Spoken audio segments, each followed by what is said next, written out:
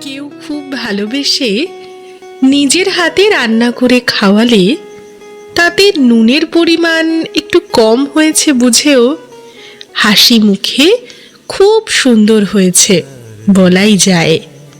কেউ খুব ভালোবেসে সামান্য উপহার দিলেও তার মূল্যায়ন না করেও শুধু তার ভালোবাসা অনুভব করে মন থেকে খুশি হওয়াই যায়।